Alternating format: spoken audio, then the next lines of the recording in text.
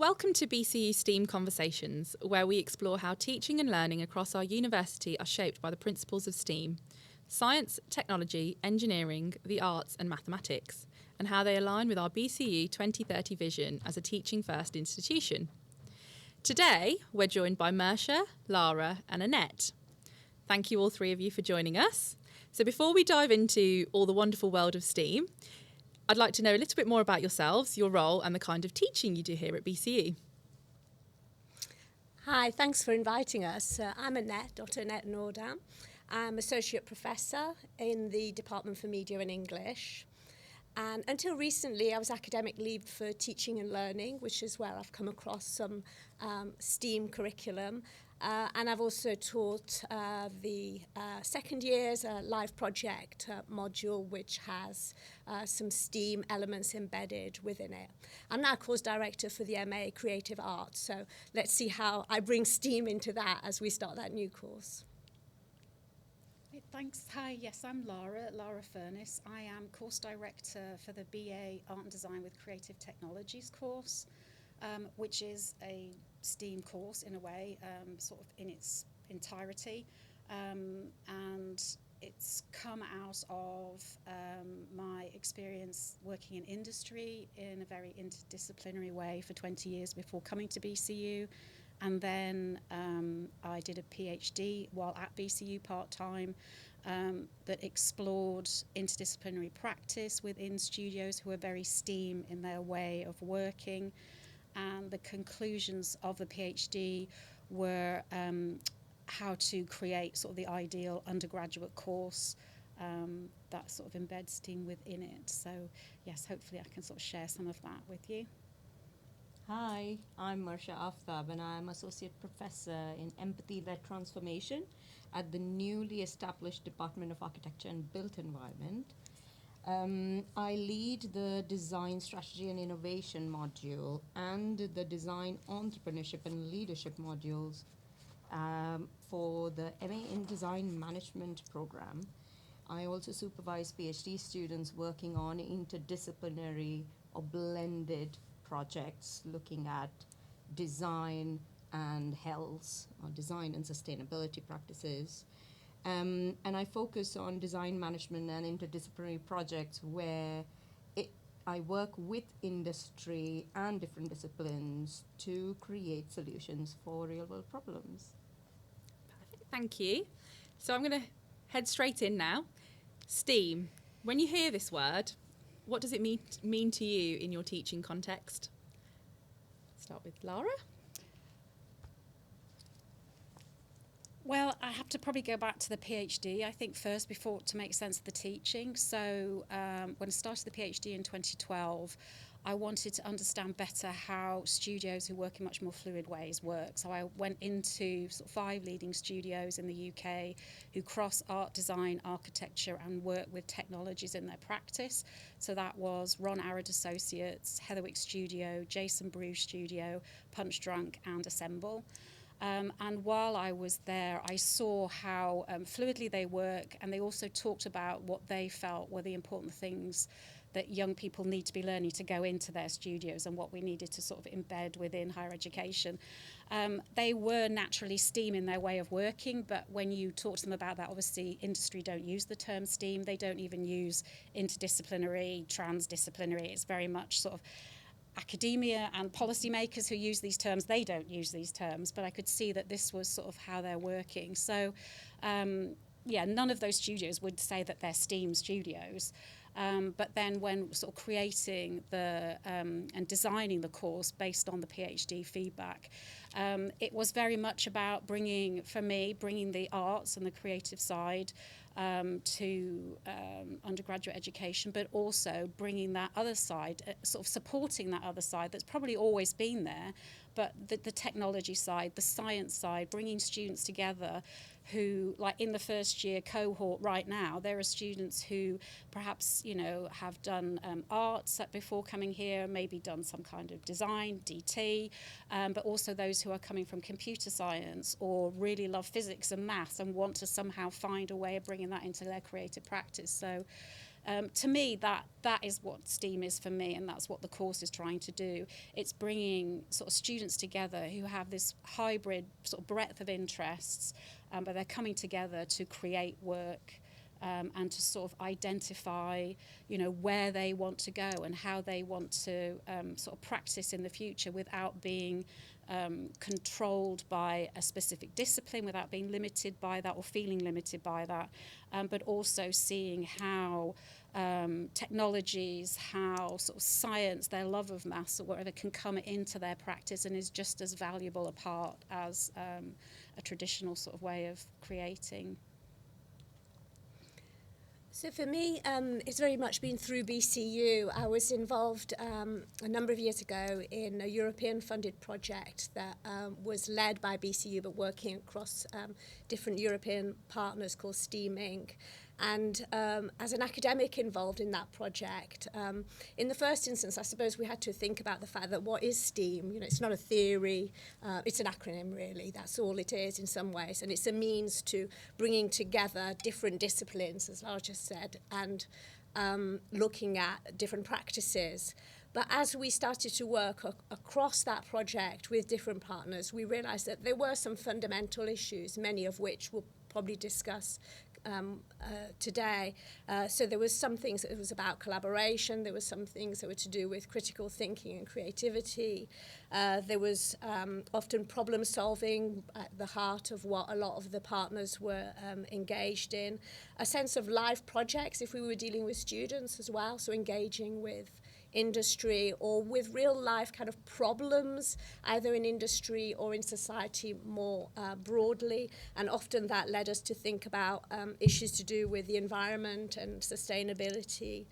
And yeah, cross-disciplinary ways of kind of working to break down some of the barriers that sometimes exist, particularly in universities actually, where we think in terms of subjects or disciplines. And it's that initial work that led me to think about, well, what do we do that has some of these qualities? We just don't call it STEAM, because that feels like a sort of an odd word or an odd name to use.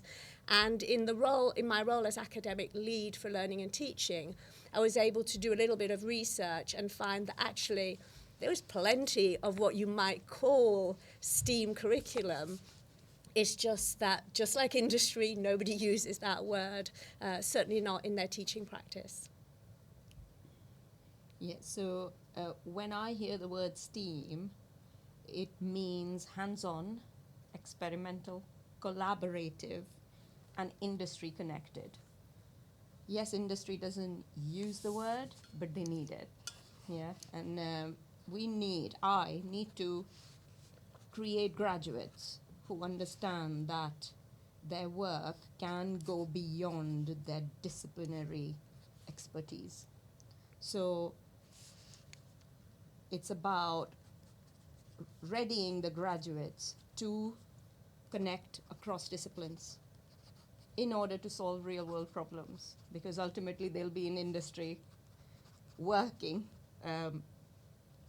So I look at not I-shaped graduates, so expertise in one discipline, but I look at applied expertise. So they may be, for example, dentists, and we've had dentists on the course, but they come on to the course and they learn how to apply their skills and knowledge into making an industry sustainable.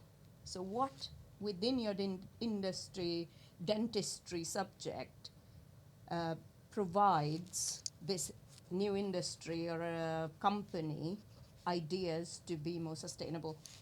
So it's that application of knowledge across sectors, whether it's a public sector, tertiary sector, charity, or private sector, and moving in a positive direction, looking at solutions, and also having the criticality and the mind to speak the language that other disciplines would understand. So not using your disciplinary specific language, because a dentist would talk about teeth. But a water company who's looking at sustainability might not understand that language. So how can you inform and empathize and define your idea in a way that your audience understands it. So, yeah. And based on that, can you describe an example where some of your students, for example, you talk about these different disciplines of sort of water companies or dentists, where they have connected these different disciplines that you've spoken about? Yeah, absolutely. So I can talk about West Midlands Fire Services. So our students were commissioned to create a roadmap for a sustainability roadmap for West Midlands Fire Services. So students worked towards creating that sustainable strategy, combining design thinking, business planning, and technical knowledge from industry partners. So what we did as academic team is to divide them in teams, and students already come with their disciplinary knowledge. So we have interior designers, architecture, graphic designers, dentists, accountants. So we put them in teams that have different disciplinary knowledge already. So the teams had designers, business students, and even participants with engineering background. Together, they analyzed the problem from multiple angles, their own disciplinary angles, created practical solutions, and presented a plan that was realistic, innovative, and informed by different disciplines, but catering to the problems of West Midlands Fire Service. So the cool thing was that working with industry, we also got industry partners to come in at different point in the project. It was an 8-week project where they brought their disciplinary knowledge into the project and their insight of, well, that's not going to work because of this. So the students learned that, wait a minute, I'm thinking of this perspective of the solution, but it's not going to work because industries, people, professionals who are in that world are saying, these are the limitations of your idea. So it opened their mind. And then it really showed the power of connecting different fields to solve this problem of lack of sustainability within West Midlands Fire Services. And that project was really good because they actually took some of the ideas and presented it to their Board of Governors. And our students were invited to present it to the Board of Governors. So that's like a win-win for all of us because, and it shows the value of saying we will bring these different ideas together, and they will have to then create a cohesive presentation for the audience who don't understand design thinking or engineering, but they understand what is that they need in order to survive in this changing landscape. Lara, do you have any examples of where students have connected with different disciplines within your courses? Or So, I mean, they're essentially doing it all the way through in a way. So they come in with different interests, different skill sets. All the briefs are emergent. So every brief, it's up to the students to create, move it forward, and come and decide what the solutions are at the end. And we talk about purpose. So it's not about solutions or problems. It's actually it's sort of about purpose in the end. So we define the art side of the course as individual expression, and the design side of the course as collaborative purpose. So all the briefs, both in the first year and second year, are collaborative. So the students are collaborating all the time in the first year with each other. So you get initially that kind of mix of different perspectives. And so there's never a final kind of disciplinary output. In the second year, they're then collaborating with others. So they're collaborating with clients, communities, and even on a global level with students in different countries. But again, it's always about them creating these emergent briefs to sort of reach an endpoint. But obviously with clients that they're, say, working with, all the second year is live briefs with different clients. So, for example, last year they were working on a brief set by Jason Bruce Studio, based in London, and Jason set them the challenge of looking at the spa industry sort of nationally, and how you can combine art, technology and wellness. So the students had to look at that as a challenge, look at a new site that was being built in Manchester, and come up with solutions. So it might be they develop an app, it might be they develop an immersive experience, they might develop an object or a space. But again, collaboratively, the groups research, explore, develop, test, and then create solutions that really fall between the gaps of traditional disciplines, I would say, in the end.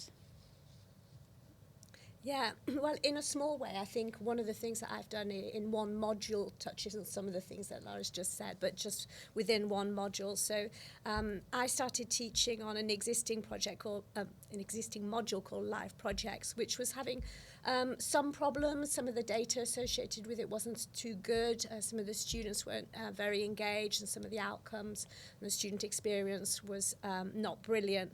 And so I came in to rethink elements of it, and having had the opportunity as part of my academic lead role to consider what STEAM was about, and also issues to do with sustainability in the curriculum, I kind of took that lens to have a look at this live project module.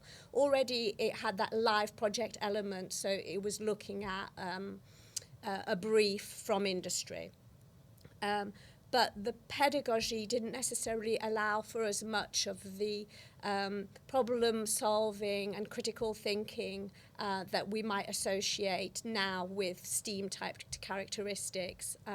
We also, I changed one of the learning outcomes, so I added a learning outcome around sustainability to force the students to look at that as one of the problems they were dealing with when they were responding to the brief. So there was lots of work that was about collaborating, as well as using methods in the classroom that engage the students in being kind of critical friends and thinking critically from their disciplinary perspectives. And this is still just within media, but within media we've got students that are doing music and PR and, focusing on really different aspects of the media, as well as kind of video and sound and so on. So actually there's those different disciplinary boundaries, even just within one course or one department. And all of that together enabled the students to, I suppose, think critically, review their positions, maybe test out something. So if they worked collaboratively, they might be a PR students who produced a video. And, using other people's skills or learning their own skills. And I think what's really important there is, in terms of the curriculum and curriculum development, is what you mark them on. Mm. So if you want students to engage creatively and think about the problems they were trying to solve, and you allow them to produce a video, don't mark them on their video making skills if that's not what they're here to study. Consider the other elements that you want to mark them on. So how did they engage with issues around sustainability? How did they engage in the creative process? How did they engage in collaborative working, or indeed what they found difficult as a result of that? So those are the elements so this is about the curriculum, but it's about assessment criteria and translating the learning outcomes appropriately to what the students are engaged in doing. Brilliant. And I know that you've all touched on this very, very briefly, providing examples of sort of where your students have connected, and you all sound very passionate in STEAM and making sure that it's part of the curriculum. And I think you might have answered some of this already, but I just wanted to delve into it a little bit further about what actually inspired you to take this STEAM approach, and what inspired you to make this STEAM approach suitable and well for our students. Lara? So again, back to the PhD. So 20 years of working in industry across a broad range of disciplines. I was really keen to come and teach at undergraduate level. And when I joined BCU, I was really surprised. So this was sort of late 2000, like 2009. I was really surprised how siloed higher education still was. Certainly compared to my education in the early 90s, it seemed to become more siloed. And yet from my experience, in industry, it was much more fluid, much more interdisciplinary, if you want to use that term, in the way that people were working, which is what prompted me to do the PhD in the first place, because I couldn't understand why were we sort of almost going backwards. Half of my sort of life of working and studying was in the States, and it was much more, from what I could see, much more progressive. I went to the School of the Art Institute, which is in Chicago, which is an amazingly sort of interdisciplinary school. I took modules at the Illinois Institute of Technology. So without realizing, I'd actually been sort of exposed to Laszlo Moholy-Nagy and the new Bauhaus ways of thinking. But so that's what started the PhD in the first place. And then the more I spent time in industry, so with these 5 studios, I was visiting them multiple times, talking to a broad range of people within those studios.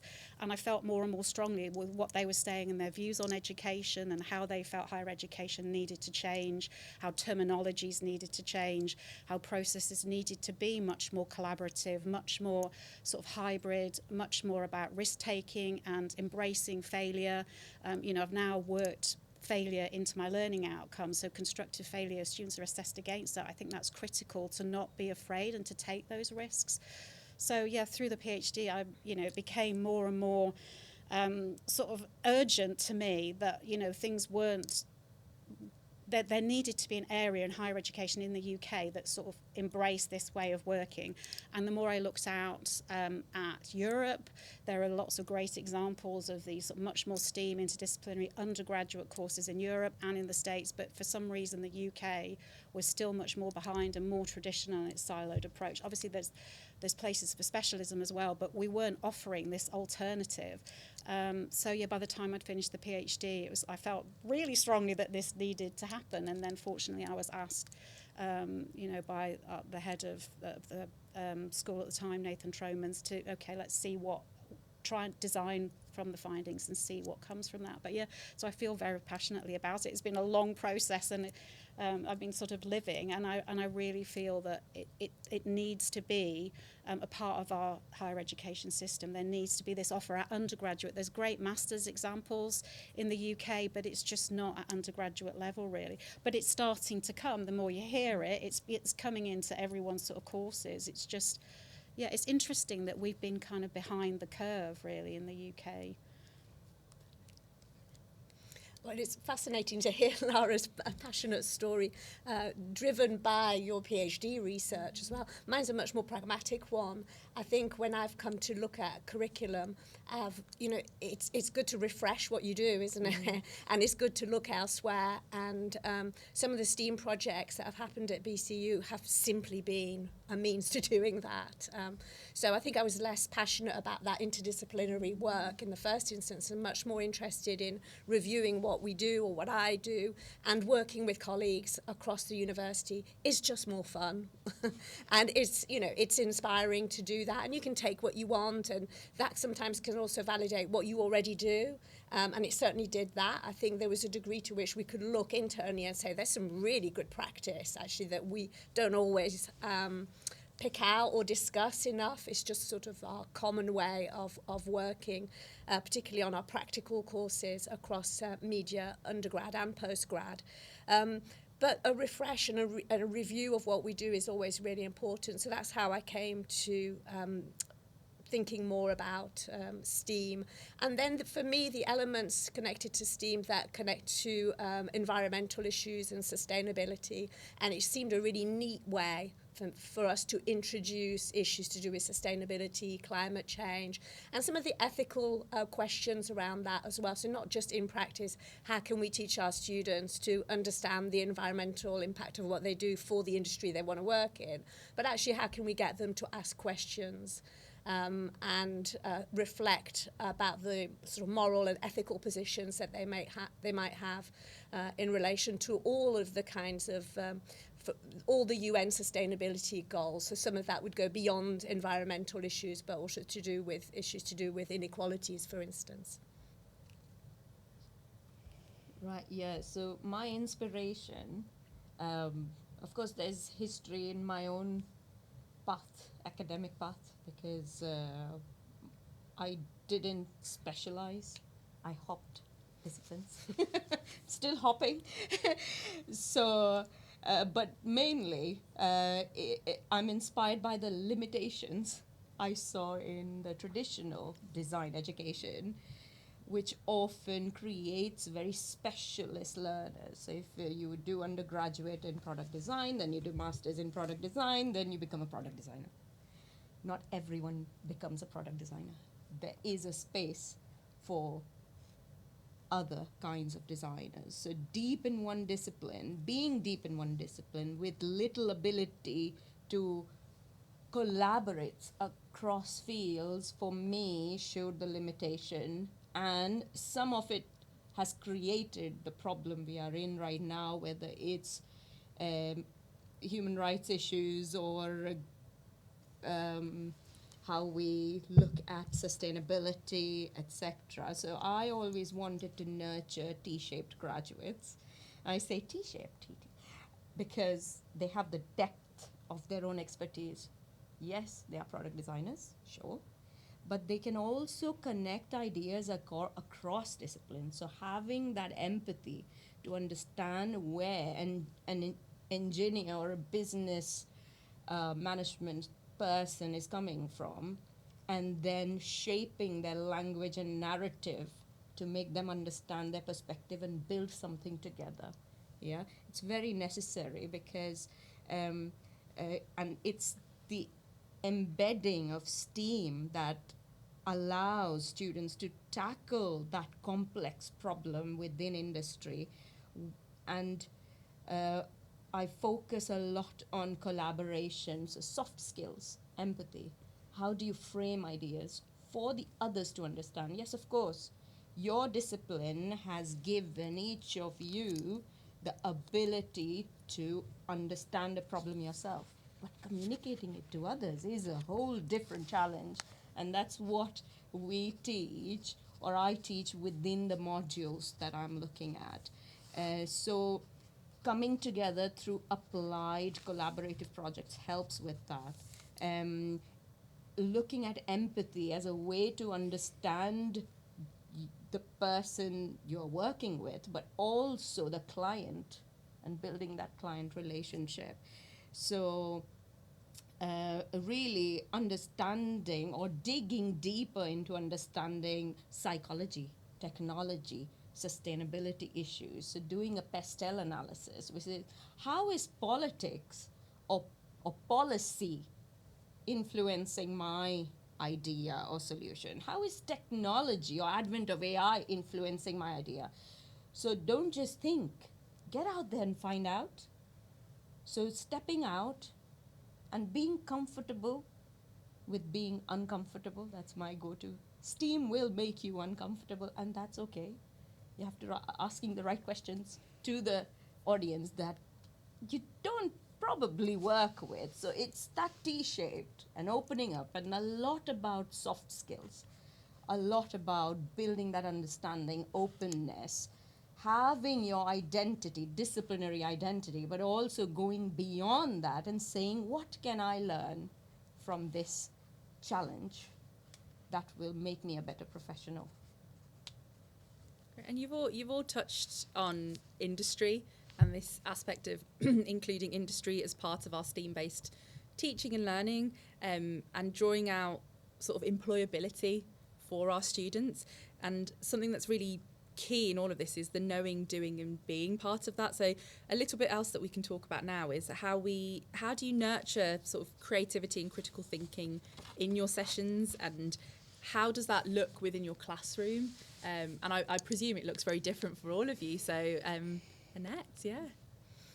Yeah, I mean, we do very little teaching that is a traditional lecture style anyway. So arguably that kind of creative thinking, using creative processes and problem solving, it's just part of how we've always taught. And in that sense, I'm not sure STEAM brings anything new. I think it might bring something new to us as academics in the way we think about how we do that, and we might add to it. We might add new dimensions to it, or we might collaborate with another member of staff to bring another disciplinary another discipline into the classroom.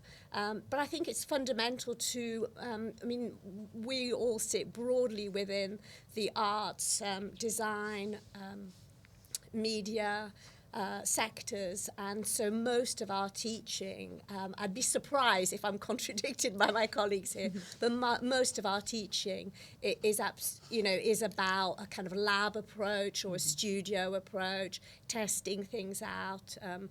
It's exploratory. It's sometimes we're not good enough at bedding in failure into the curriculum as in terms of our design of it, but we will certainly be talking about it, and it's certainly part of the processes. But I think it's important actually that we do consider how we manage that so that students can feel comfortable with it. I think one of the challenges we've seen over the last few years is that the young people that come on to undergraduate courses tend to be very siloed because of their previous education. They've done either A-level in English or art or photography or something, or a BTEC in photography. And it's really difficult for them to come out of those disciplines, and they sort of jump from that very specific subject to wanting to work as a film producer or wanting to be an influencer.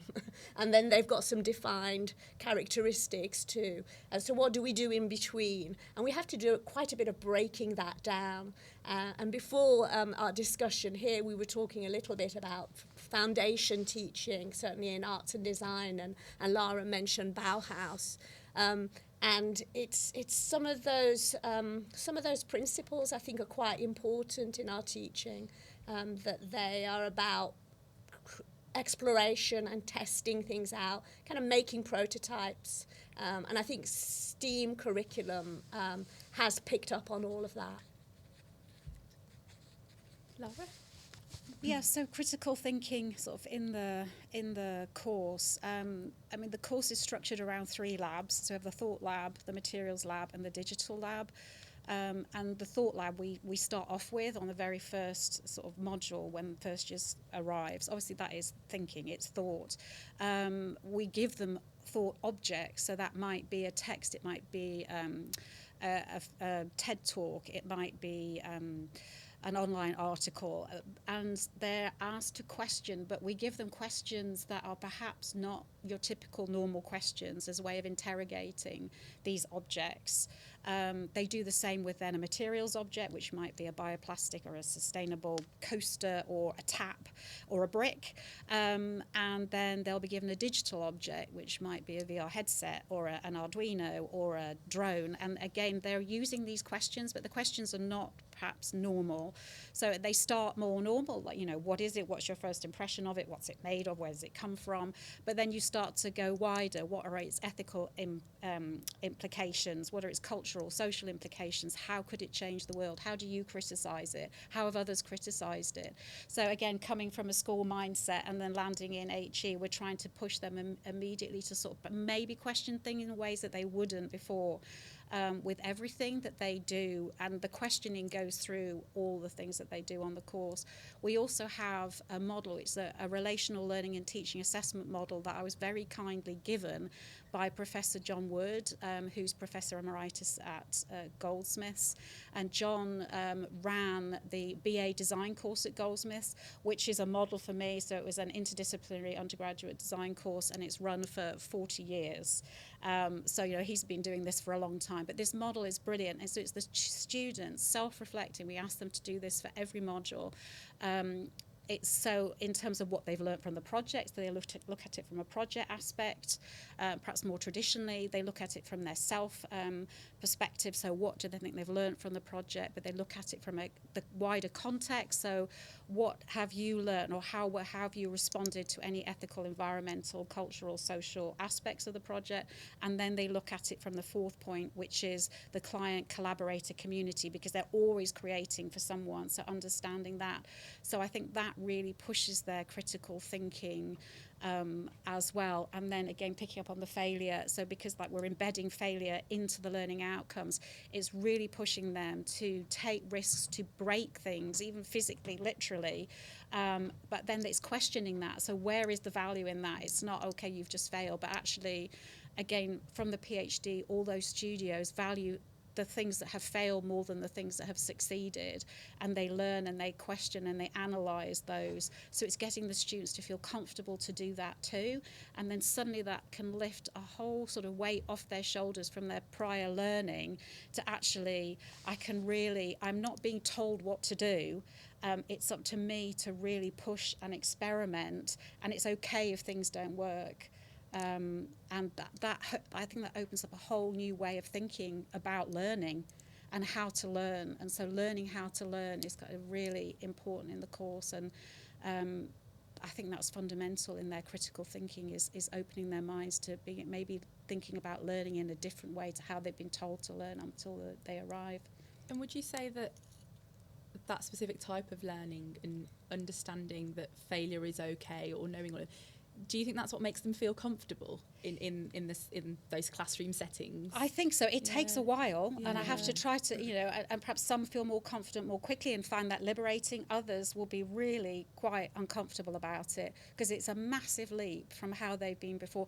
Even we were talking earlier about process. So like in week 2 with the first years, because they're coming from such diverse sort of perspectives, we ask them to diagram their creative process, and some will say, oh well, I'm not really creative because I do computer science. I say, well, of course you are, everyone is creative. Diagram what is your way of thinking, and it's not following a rule, it's not following the lies that say the creative process is a really clean double diamond from left to right. It never is, and anyone who says that is lying. So it's like, what is your creative process? And it's fine if you get to a block and you make mistakes and you go back, because that's the truth of the creative process. So some become more comfortable more quickly, others it is really hard, but you have to just try to reassure them. They soon start to learn, particularly when we bring in the creative technologies aspect of this course. Everything breaks, nothing works. You put a piece of code in, it doesn't do what it's supposed to do. You try to make these pieces of technology work, they're always breaking, and it's learning that actually that's just the part of the process, and it's okay. And actually when it doesn't work and you learn why it doesn't work, that's so valuable. So you slowly see that shift, and that's what is so exciting for me, is a day in the studio when all of this stuff is happening. Things are working, things are not working, everyone's working together to support each other and having fun. And it's an absolute joy to see that when that starts to sort of fall into place, that the pressure of previous learning and education and how you've got to think and how you've got to learn, you've got to be told what to do, falls away. And for me, it feels like I'm back in a creative. I feel like I'm in one of the creative studios that I was doing the PhD in the magic moment like that, when everyone is together, all 3 year groups together, they're all mucking in, they're having a creative technologies workshop, we've got robots running all over the place on the floor, things are breaking, things are, doing what you're supposed to do or not what they're supposed to do, but it's an absolute joy, and they're enjoying their learning. When they don't even think they're learning, but they're enjoying it, and they're thinking in such great critical ways that are different, I think, from what they've done before. Very cool. That's so, I can see Lara's passion coming through her speech, which is really cool. And I'm like, I want to be in that environment. Tuesday afternoons, come on down, FO1, the School of Art. So it's very similar. Now, my course is at master's level. The students are there for 1 year or 15 months or 18 months, and then they go away into the big wide world. So, and what I have to do, or we have to do very quickly, is instill in them the creative confidence. So how do I do that? The best way to do it is looking at reflection, them reflecting on how they are learning, similar to how Lara does it, what they are learning and how it's improving them and what limitations do they have. So there is a structure in the madness. So usually the doing bit happens in our studios, where there's a 15-minute strategic lecture, and it can be from an industry partner or a specialist lecturer or me who brings a specific process or a concept or a theory. And then students in teams have to apply that theory into their projects that has been given to them in a live brief for a client. Then they work on the theory and they have to test the theory, they have to apply it, test it, learn from it, unpack it. A lot of times they say, this theory doesn't really work, so I have to change it. And we go and change it. See what works. Let's unpick it. So it's kind of the analogy of the technology. You're putting in a code, it doesn't work. So what are you going to do about it? Not stop. What's the next? What's the next? So it kind of gives them the understanding that, hey, not every theory will fit every purpose. So what else can you find? And it helps them also then bring the individual creativity into it and say, this is a very linear process. For example, double diamond design thinking process. What if I do the prototype first and test it? Go ahead, do it. Why do you have to start with discovery? You don't have to. So it's really looking at instilling in them the confidence to be creative. And then we also bring in industry partners, and that's a big part of our studio for the 2 modules. The industry partners, I call them the stirrers. They come in and stir. They bring in these perspectives, which I as an academic wasn't thinking of it, because I'm like, okay, learning outcomes, assignment, you're learning creative confidence. Here comes an industry partner bringing in a wild card. Everyone is thrown out of their thinking, and we are like, wow, okay, we didn't think about that. So let's do that cycle again. And then we come back to the iterative process of how you can go on a different tangent and bring in that iterative process. And then in the end, what we do is a dragon's den. So we bring all the industry audience to be the dragons, and they do their wild dragons, like they literally are the dragons. But the whole purpose is that the students practice that delivery, public speaking, and it's so hard for them, but they have practiced it through those 8 weeks, and now they're delivering it in front of the dragons, a 10-minute pitch of their solution to industry, speaking their language, and then they get feedback and prizes and all that. So it's a celebratory thing. We don't mark them on it, but it's so much fun. It's just so much fun. There's lunch, there's networking, there's chocolates, and just the creativity and the exchange on that day is just so dynamic, because even the dragons don't know each other. The academics, and the exchange is really good, and that has created this really cohesive partnership which has helped with employability, because the dragons, they see the students and they're like, wow, yeah, we are going to open employability for our graduate scheme. Why don't you get your students to apply for it? Like, yeah, that's what we want. And then it connects to that employability thing, the ultimate goal, at least for our master students who are in and out in a year. We've done something similar at Innovation Fest with level 5 students, of how you've explained with Dragon's Den pitching. It's funded, and yeah, just touching on that point of getting those graduates ready. Of course, these are level 5 students within computing engineering in the built environment, and they're done through modules, and there are specific academic staff that have sort of nurtured these students throughout the year to get them ready. Like you've said, it's getting them change ready for what's to come after university. And you're right, it's giving them a platform, and I firsthand see managing Innovation Fest from projects, events, all the wonderful craziness that it is, like you've mentioned, and you can see the nervousness that is within the students, but it's, as all 3 of you have touched on, it's making them feel uncomfortable, but it's okay to feel that way, because that's how you learn, that's how you adapt. And Annette, I was just wondering whether you have any, not specifically examples like this where it's sort of large scale Dragon's Den style, but if you have any examples of where you might have got students change ready from your teaching. Yeah, I mean, I think change ready, I suppose you understand that, we understand that in terms of managing the failure and everything we've just talked about. I think it's not easy. And it doesn't happen by magic. I think it happens by design. And, what Lara's been able to do is design a course from scratch. And our courses are such that we have these modules which can be taught by completely different members of staff.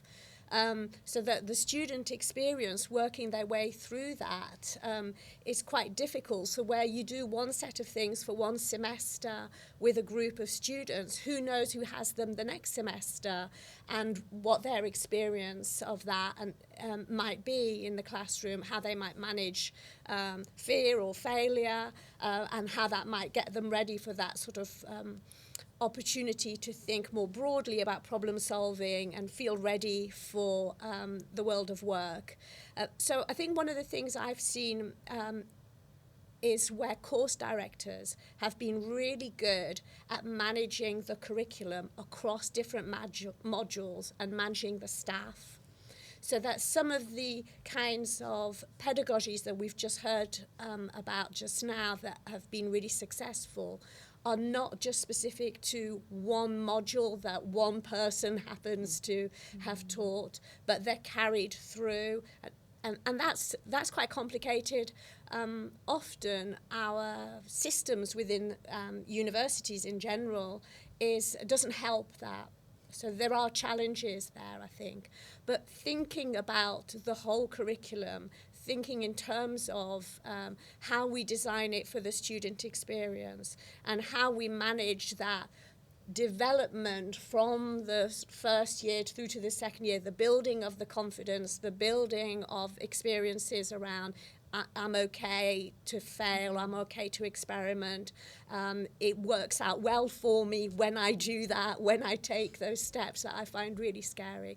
I think can get students to, perhaps by the end of the level 5, at the end of the second year, to actually, and that's a good year actually to experiment in, because you've got a lot less to lose, haven't you? It's not quite your final year yet.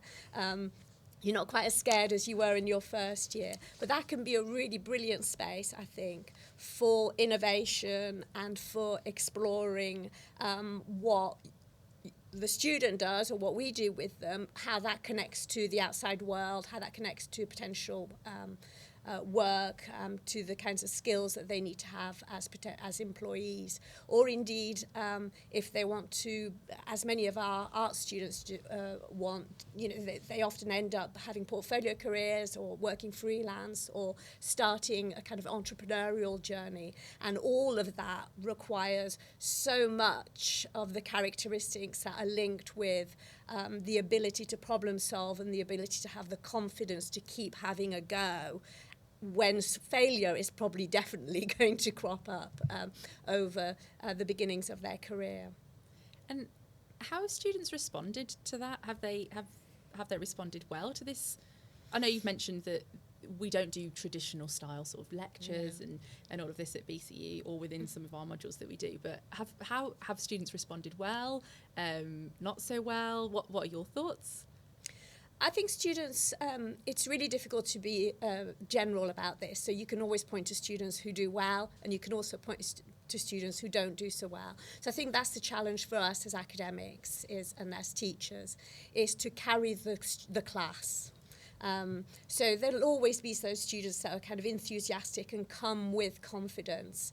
And then there's other students where their confidence needs to be built through a whole set of other activities and values. What surprises me, and I've been teaching for nearly 20 years, but what always surprises me is how much students do in their life outside of university, which absolutely connects to what they want to do and the kinds of learners that they are. But for some reason, it takes ages for them to share that information. And as soon as you can be in a position, I think, and that in that case, it doesn't matter what their background is or what their previous experience is or how confident they are. If you can get them in a situation where you talk to them about what they love doing, what they do sometimes outside of university already, and you can integrate that into the learning experience and into the education that they're getting from us, then you're more likely to have a winning formula, I think. But they do leave these things outside of the university until you start finding out what their passions are. I don't know how many media students I've heard of who have a really successful, I don't know, Instagram account or vloggers on the side, and it takes ages for them to actually somehow admit to the fact that they've got, you know, I don't know, loads of followers or have a brilliant band alongside working and alongside being a student. And in fact, they can completely integrate that into what they do with us here. So I think that's a useful way of thinking about confidence. Lara, have students responded to your sort of STEAM-inspired teaching? I think, well, I mean, it's 3 years in, so it was our first degree show in June. It was fantastic to see the breadth of work on display, and the confidence for all of them to define themselves. So even with perhaps a traditional degree show, you might have, well, a subject area, so it's discipline specific, so everyone is a this or a that as a label, but they all had to write their own sort of bios as to who they were and they were filmed talking about who they were, and even that was wonderful to hear all their different individual choices for how to define who they were moving forwards. Which sort of really shows a richness. I think it made me feel like they've really been allowed to find themselves and where they want to position themselves in the creative industries or in what they do from that. So yeah, I'd like to think that's a good response to it. But I think with the live brief sort of conversations, well, I think that has helped. So. Again, you know, with our second year being all live briefs, so they're doing being briefed by a client and presenting to a client all the way through the year, and all of those clients are different, so they're very different worlds that they have to sort of step into and try to understand and adapt to.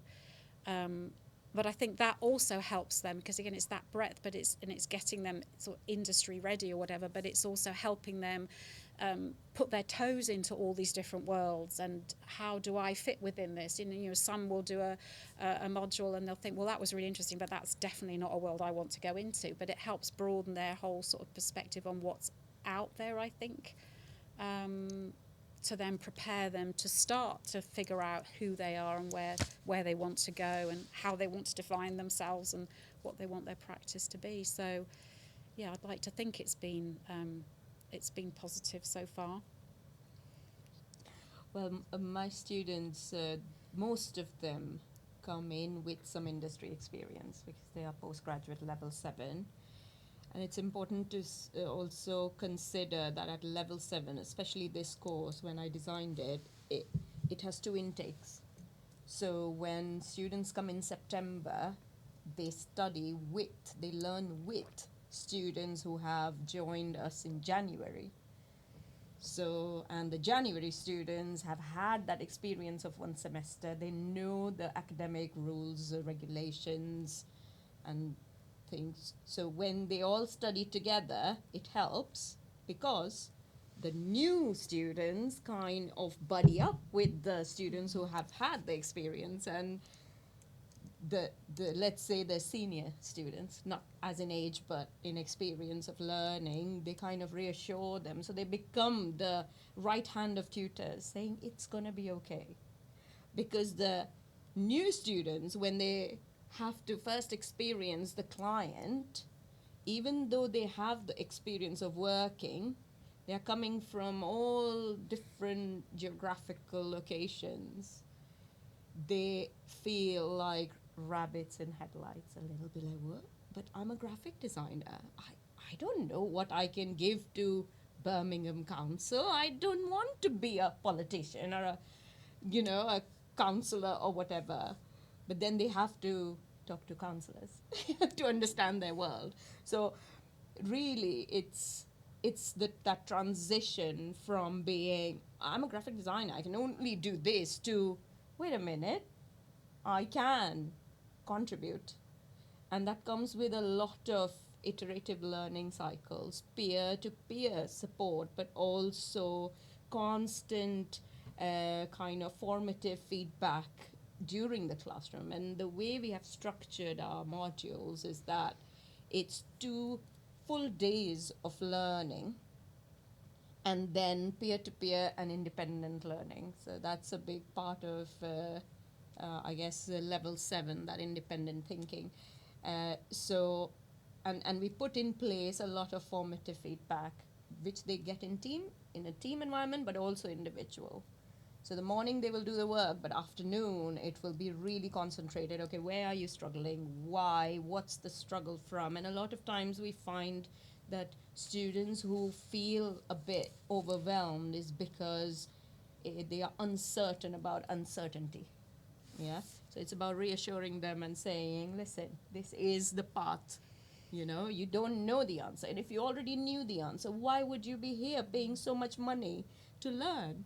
It's okay. And we are here to tell you the answer or help you find the answer. So really carrying them through.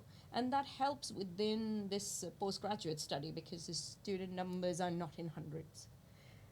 It's quite contained, and it's developing that relationship with them and making sure they are okay to experiment, to feel, and they're feeling safe to question. Then I must also point out the group dynamics. And within the module leadership and design entrepreneurship, they learn about leadership, but also followership. Not everyone will be a leader. Not everyone can be a leader. Not everyone wants to be a leader. And leaders won't be leaders if there are no followers. So followership is really important and critical as well. So how to be a good team worker, how to be a responsible, or how to have a responsible work ethic when you're working in a team. And we talk a lot about that. And we talk about where are we now, where we want to go, and how do we get there as individuals, but also as a team, and different kind of leadership styles. So we dip into that a lot in the larger module, and that helps students a lot. So to answer your question, it's not, students respond differently because they are different individuals, and we respect that, and we're prepared for that, and we design the day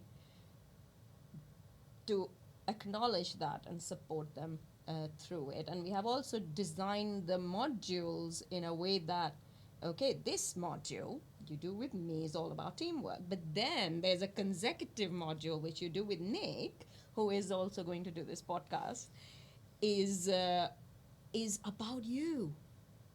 So you take confidence on that module and bring it to the teamwork, and vice versa. So it's really navigating them very carefully and giving them the confidence to shine a spotlight on them as individuals.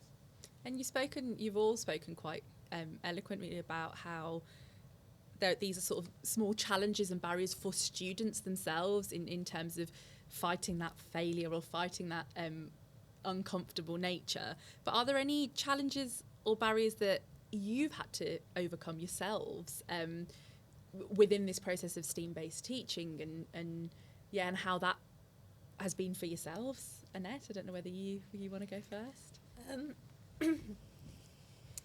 There's barriers. I think they're quite pragmatic and straightforward in some ways. The kind of time that you can put aside to develop new ways, new pedagogies, new activities, new ways of designing the content of your curriculum, or indeed the whole module or the whole course if you're validating or revalidating a course. So the the time and the resources associated with that, I think, are quite often a challenge for us. We might want to take quite a bit more time to review completely certain courses. We also have challenges, I think, in having modules that sit across the week and are a few hours with the students, and it's that continuity with the student that's really challenging. And students often, they'll identify a member of staff who they've got on with or they liked, and they just go back to that one member of staff, but then that that means that they're perhaps not having as good an experience with others. So there's some really practical things like that kind of get in the way. Most of us on most courses don't have a space that the students can say, this is our space, for kind of staff and students, and across the years really. And so that can create a problem, I think, that there's no kind of home, and because you're already coming in on different days and you might not meet the same group of people each time, and you might have one member of staff in the first year and not see them again until the third year. So that sort of continuity, I think, is challenging for this type of work, which does require all the kind of facilitation that we've just talked about, all the confidence building, all the trust between you and the students, between the students themselves, the trust they need to build in themselves as well. So there's some practical and resource issues associated with the challenges that we have, I think. The staff that I've worked with are great. The students that I've worked with are great. Sometimes it's just more time that's required and more opportunity to nurture all the things that we've just been talking about. Yes, I think I would say the first challenge is most definitely trying to reassure students when they arrive, to help them feel comfortable to take this leap of faith in a way, as a new way of thinking and working. There's obviously something that's drawn them to the course that they want to do that, but yeah, it's a really big thing to try to help them settle in that. And our space is very specifically designed as well as one environment to try to help to support that. But I would say that's probably, the primary challenge on my mind, particularly at the moment in the early stages of semester one. But I think the other challenge, perhaps from my point of view with the course, is communicating the course to others, whether that's others within the university or others also externally. Because I think there still is many who look in and don't see the value in an interdisciplinary undergraduate course, feel that they should be very much discipline specific, and that might be other educators, it might be industry, parents coming to open days. So that it's the challenge of trying to communicate the value of that. It is a big challenge, which then obviously naturally goes on to recruitment, as to how do you communicate the value that is in a course like this to 18-year-olds who've had the education they've had up until this point, and to parents who naturally, as a parent of a child at university right now, have all the worries and the pressures of fees and finances and everything else. It's a big challenge, because when it's an example that doesn't really exist very much in this country, it's hard to say, but this is really valuable, and actually this will be so beneficial that, I believe graduates coming out of the course will be flexible and adaptable to be able to adjust and shift and change as the creative industries continually evolve and change. And so I feel they will be more employable and more able to adapt and also enjoy their practice. But yeah, it's a leap of faith for students, parents, and others looking in, to see the value. So I think that's the biggest challenge, and I think that will be the same for any other courses starting up in this country who are trying to sort of follow this way of working. They're going to have the same. I know they're having the same challenges, because I'm having conversations with other courses who looked at our model and are sort of trying to reflect it in new courses they're now rolling out, and so we have these conversations and trying to support each other. But it's going to be a challenge to to recruit against the current education system and what students are going through at secondary level particularly. Well, STEAM curriculum to me is very rewarding because I've seen students transform their careers. So here comes a product designer or something very textile designer, and within that 1 year, they've identified those skills that they can use, and they've transformed their career and got jobs in different industry, and they are happy and flourishing, and then they become champions of us because they've had such a transformative journey. But designing that is challenging because you have to kind of be intentional that I will be challenged as an academic. I can't say this is how they will learn, and each of them will learn. I have to put in a day with students, I have to put measures where some students will not read or do the homework I'm asking them to do. So how do I engage them? Some of them will not apply the theory I'm asking them to do because they don't understand the theory. So how am I going to engage them? So it challenges me as an academic in the way I design the course or the module or the day and how I engage with the students. So really it's then the resources. Do I have the time and the resources, space to then do what I want to do in order to engage the students? Because we also know that the external factors playing a role. Most of the international students who come in are working. They study 2 days and they are working. So when are they doing the rest of peer-to-peer assessments? So those kind of things, they want a job that will sponsor them so that they can stay and get some experience within England. So all those things I have to understand. So in a way, I'm using design thinking, which I teach, within the designing of my course. And that is challenging as an academic, because then I have to really look within me and my practices and say, oh, this is not the right thing to do. And change is difficult. So that would be my challenge. It's more personal. And I'd say that what you've just said there about change is difficult. Would you say that that's something, and or others as well, of anything else that you've got to say about this? Is that what you would say to colleagues just beginning their STEAM journey now? What else would you tell them if they were starting to do this, if you have any tips for them? Mersha, I'd start with you maybe. Yeah, I'll say go for it.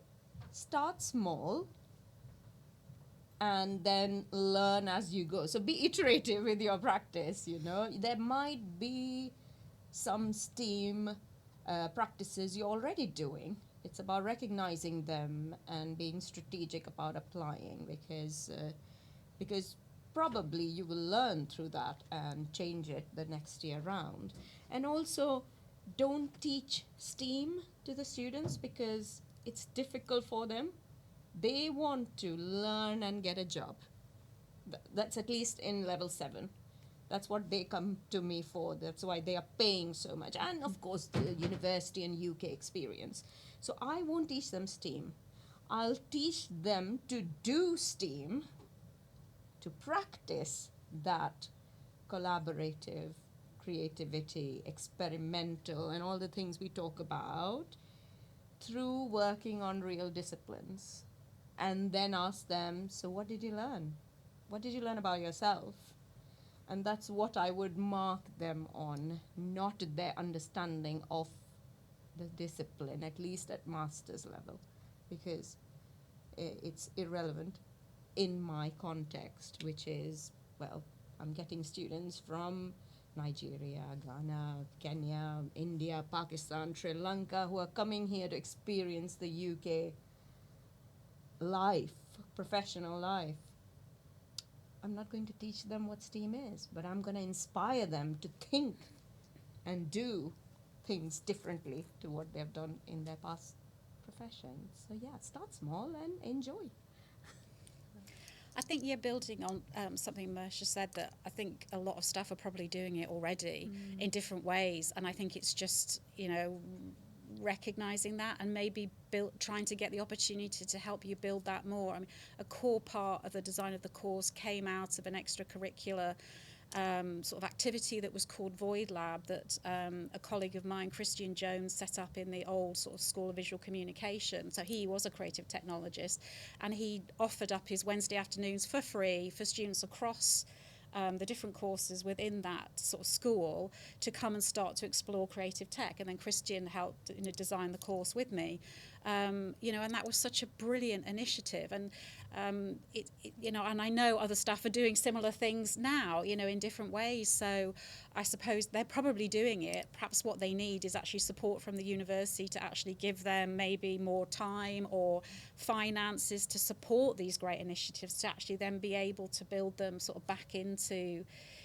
the tricky curriculum when you've got, it's very easy for me at the moment. I have one course in one space, and, you know, we're a small team, a small course, and so I'm involved in all of it. But so it's much easier for the staff team to do what we're doing. But, you know, there's great staff doing great things everywhere. I think it's perhaps just having that recognised, supported, encouraged, celebrated, and shared, and then, you know, and help to be able to put these things back into the module, so it's not so much of a struggle for the ones who are doing it. I think it's, yeah, I would say it's probably, there's loads there that's really rich that can be supported.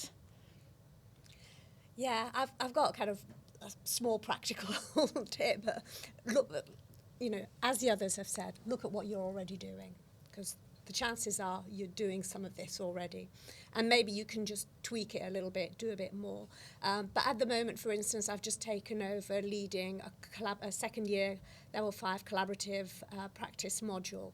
And part of that obviously is to do with collaborating, the students collaborating across English and media. So, you know, if you're studying English literature, it's very different from if you're studying media production, for instance. So there's definitely different disciplines there.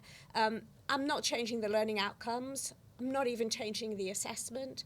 But we've got a few sessions that are about collaborating, working together, creatively coming up with new ideas. I've never used design thinking, but I know that those skills and that knowledge exists within the university. So I've gone to somebody who's got expertise in that area. It's running in semester 2, so I'm just doing a couple of hours here and there at the moment to just gain some knowledge from her, pick up her tips, use some of the, look at the templates that she's got, and I'm simply going to add 2 sessions in a module. And, you know, embed some of that design thinking, some of those design thinking approaches into the pedagogy, and invite the students to talk about that experience as part of the reflective piece that they have to write in that module when they submit their assignments. That's all. A few hours, you know, doing a diagnosis of your module, adding a new way of thinking, and that's it. Great. And I think this goes very nicely onto my next sort of question about the future and how this looks for BCU and how it looks at the sort of 2030 vision and how we are sort of connecting practice to the wider strategy. And you've spoken a lot about how everything does connect to this industry and how we are creating that sort of talent for tomorrow and the knowledge and the powering prosperity. But one of the biggest things that I see, which I hope all of you can add on to as well, is opportunities for collaboration between disciplines and schools. So something that came out of competing engineering and built environment was Innovation Fest, Inspired Festival, which comes from sort of previous arts schools and things at BCU.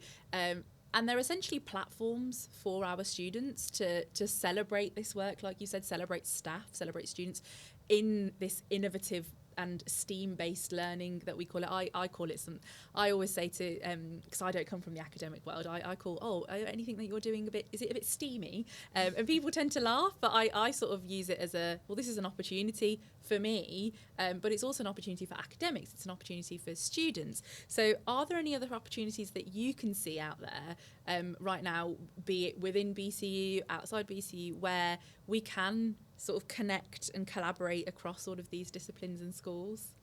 Mersha, potentially, or? No. I think we do it already. Yeah. But maybe it's about the communication. Yeah. So maybe it's about celebrating. We've used that word, individually. We do a little bit of that with our students. Finish a day, it's with dragons and celebrate. So maybe it's making it more visible. I think but some of that, it takes time. And so whether it's working across the different schools, across the university with colleagues, or working with partners outside, if you're research active, you have time aside to do your research and produce your outputs. If you're teaching and you want to engage in innovating within your practice, where's the space for doing that? And recognition as well, and the space for celebrating that, with colleagues, with students, with partners, with industry. So there's mechanisms that need to be there to do that, I think. And I think it happens probably in lots of small ways at the moment, and we just simply might not know about it. I think this podcast is a great initiative where I was invited, and then I thought, wait, I know other women who do it as well.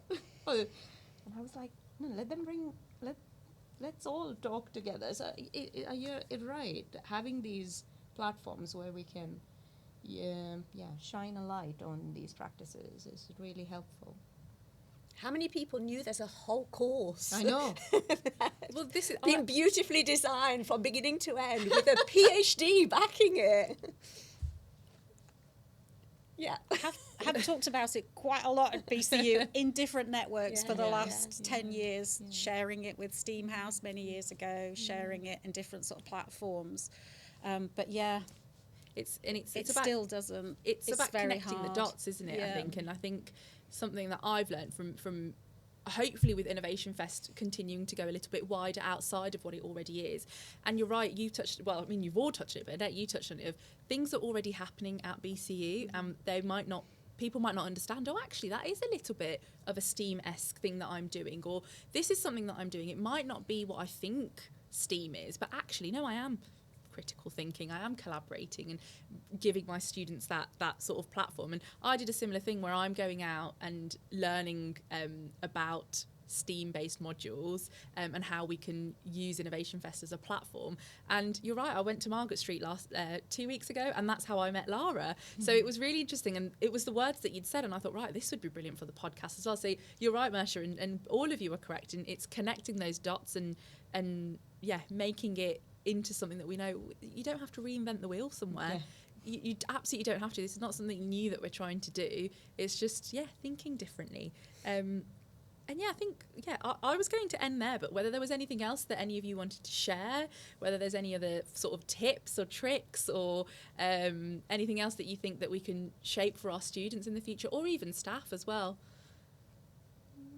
I would just say that we're talking about creativity. We had a whole discussion about it. I think creativity thrives with psychological safety. So really, staff and students will feel safe to take those risks and experiment if they feel there's no risk attached to it. Yeah.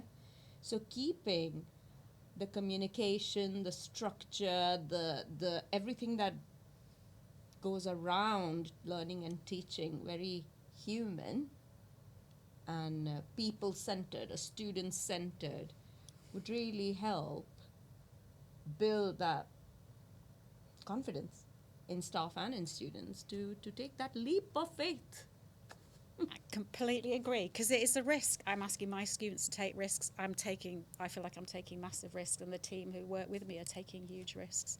And yeah, it's really important to feel that you are supported and protected to enable you to do that, and to give you the space to do that, the time to do that, so you can actually learn from what you're doing, adapt all the failures when things aren't working, be able to go through that whole process that we're trying to get the students to do. Yeah, the staff absolutely have to be able to do that too, and we both, students and staff, absolutely need to feel that they're in a supportive environment to be able to do that. And chocolate. Lots of chocolate.